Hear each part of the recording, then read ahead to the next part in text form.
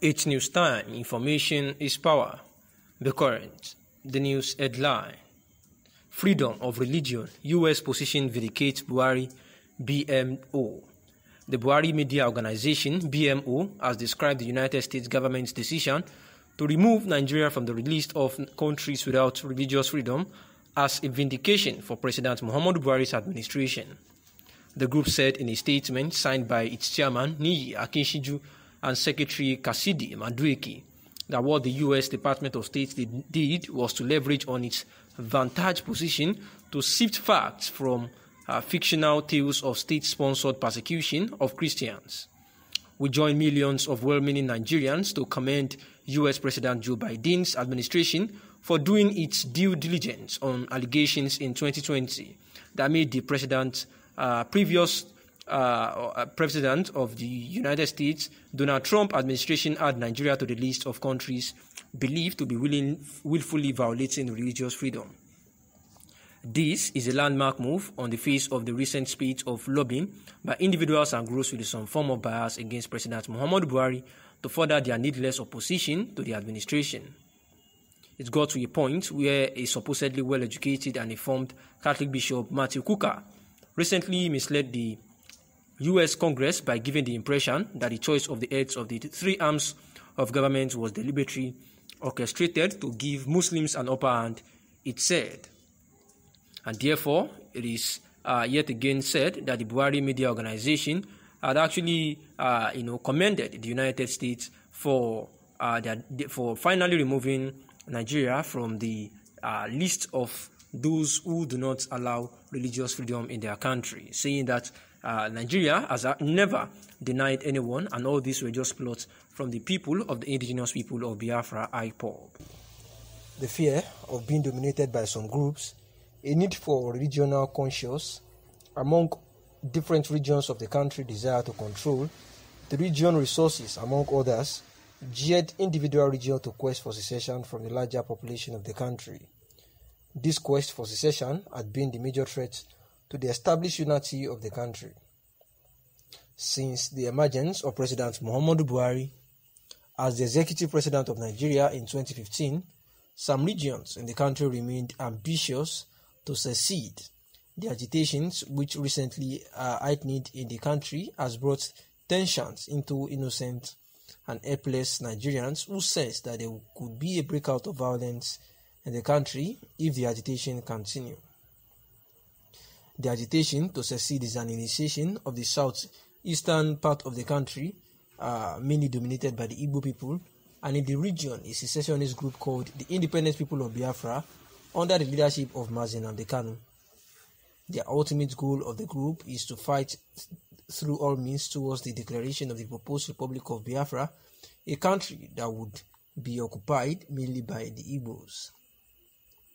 While the IPOB agitation unfolds, the southwest region of Nigeria, majorly occupied by the Yorubas, also raised the flag of the newly proposed Oduduwa Republic, another country to be dominated by the Yorubas under the leadership of Sunday Adeyemo, popularly known as Sunday Igboho. The two regions began agitation simultaneously as the country is almost set ablaze.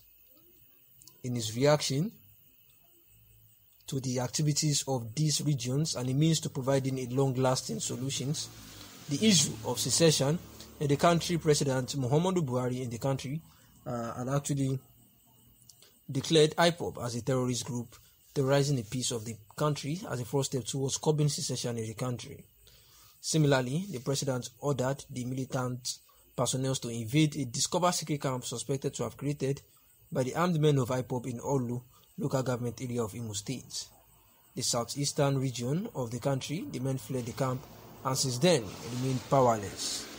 The last attempt by President Muhammadu Buhari, which restores peace to the unity of the country, is the arrest of the two prominent leaders of secessionist group in the southeast and southwest, Nnamdi Kanu and Sunday Igboho respectively. The IPOB leader, Nnamdi Kanu, was arrested in Kenya in his attempt to escape being arrested by Nigerian government, having been declared wanted in Nigeria for threatening the peace of the country through his agitation. They said Nnamdi Kanu remains in Nigeria custody to date, awaiting trial accordingly. Similarly, the popular Oduduwa Nation agitator Sunday Adeyemo, popularly known as Sunday Igboho, was also arrested in Benin Republic while trying to escape being arrested by the government. He is currently in the police station of the Benin Republic awaiting trial. Since the arrest of these two secessionists, the peace of the country has been restored and there seems not to be any fear of war or violence in the country. They just concluded free and fair election in Anambra State. The southeast region is the testament of the reigning peace of the country. The IPOB, which had earlier made a threat to give no room for any form of election in the state, was nowhere to be found before and during and also after the election. Southeast. The group maintained that the crisis rocking the region is instigated by the actions or inactions of certain forces embedded in the current federal administration in Nigeria. Therefore, it says that any political solution to the crisis is a welcome decision and is no way an interference with the judiciary because the president, through his Attorney General of Federation, instituted the persecution of Nnamdi Kanu. First and foremost, the crisis started when the president refused to accord the Igbo nation the constitutionally mandated and required equity and equality of Nigeria by not considering anybody in the southeast to head any security under his watch. Nobody from the southeast is holding any command or leadership position of a security institution under this current dispensation.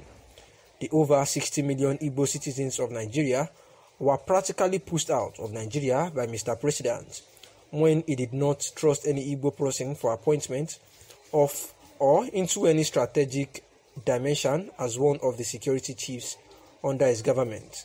So, Nnamdi Kanu and his IPOB are just mere manifestation of the deep-seated collective angst of the Igbo nation instigated by marginalization and apartheid policy of President Muhammadu Buhari's exclusionist policies targeted against Igbos. So, it is Mr. President that caused the problem in the first place. So, he should resolve it by releasing Nnamdi Kanu unconditionally and ending the systematic persecution in the High Court of Nnamdi Kanu. Nnamdi Kanu's alleged offences, which is broadcasting through his IPOB radio station in the remote part of London, is not up to 50% of what Nasir El-Rufai or Sheikh Gumi have done and said against Christians and southern Nigeria, but they are free. But Nnamdi Kanu is detained because he is Igbo. Nnamdi Kanu has not done or said half of what Sheikh Ahmad Gumi has done or said in the media, yet he is a free man moving around with security, whereas the other one is still in detention because he is an Igbo man and his life is still threatened. Gumi mingles with terrorists, but he is free. Nnamdi Kanu set up an agitation organization called IPOB to campaign peacefully for self-determination, but he is in detention and his life is under severe threat due to grave conditions under which he is being detained.